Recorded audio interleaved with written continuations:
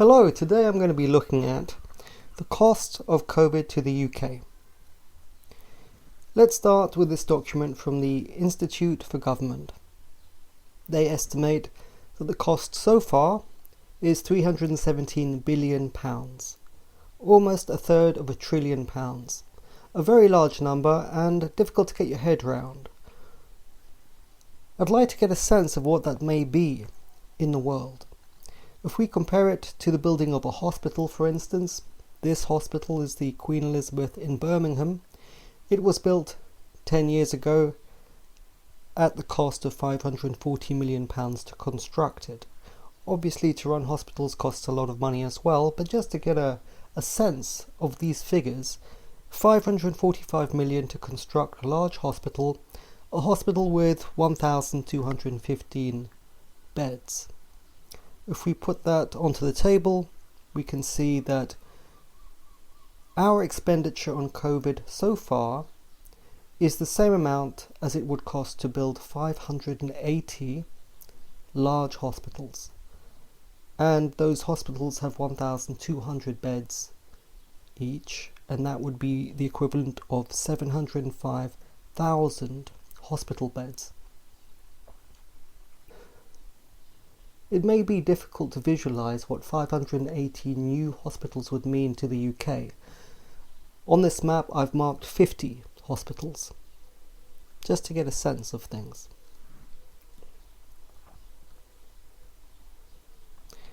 If we look into the NHS at the moment, according to the Nuffield Trust, they have 129,000 beds. That's what the NHS has got at the moment. Our expenditure on COVID in the last 18 months has been the equivalent of constructing 705,000 hospital beds. Let's move on to this spreadsheet from the ONS. It details the annual deaths and mortality rates in the UK from 1838 to 2020. The report was produced in January of 2021. And although it's still marked provisional, the data is not going to change much. 2020 is complete. So let's have a look inside. We see here in the table the years in the first column, 2020, 2019 and so on. And in columns 4 and 5 we have the crude mortality and the age standardized mortality. What's the difference? Well, the crude mortality rate is simply the number of dead bodies. But that's not sufficient, because what we'd like to do is to compare years together. We'd like to compare 2020 with the year 2000 and with the year 1970. The problem is that the population is increasing all the time. We've got about 65 million people in the UK now. Back then it was much less. That's one problem. But a second problem, a little trickier, is that in some years there are a lot of young people in society, and in other years there are a lot of old people in society. And old people nearing the end of their life are more likely to die, and it skews the figures and makes it difficult to compare years together. The way to get around this problem is called age standardization, and that's when the data for each year is mapped onto a particular bell curve. And every year, 2019, 2018, 2017, the data is mapped onto the same bell curve, which is like an ideal population curve. And that's the reason that the ONS has this second column, the age standardized mortality rate. On this page, the World Health Organization discusses the use of age standardized mortality rate for comparing years. So let's take that column of data and rank it to find the best year in the history of the UK with the lowest deaths. It was in first position 2019, second position 2014, third position was 2017, all recent years. If we scroll down a little bit, we can see that in 12th place was 2020, the year with coronavirus.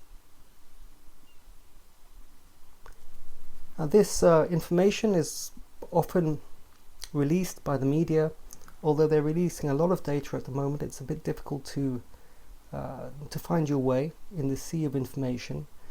But for instance, this is a slide from Sky News and they show the same data. Let's plot that onto a graph. I've done that here. You can see all the years from 1942 right up to and including 2020. If we zoom in to the last few years, we can see that the 11 years that were lower than 2020 immediately preceded.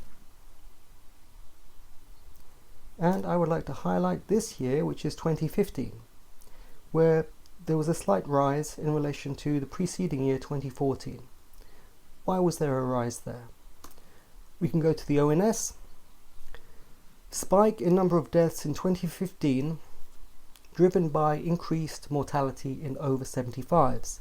Further down, Claudia Wells, the head of mortality analysis at the ONS, said the majority of the increase in deaths in 2015 happened during the first few months of the year, coinciding with an increased hospital admissions for flu and reports of numerous outbreaks of the virus in care homes.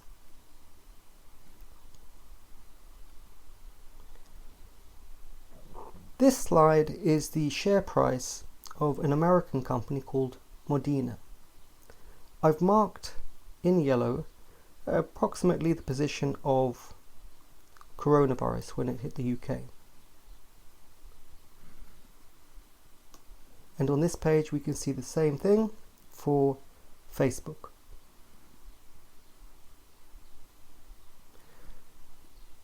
Well, that's it. Thanks for listening.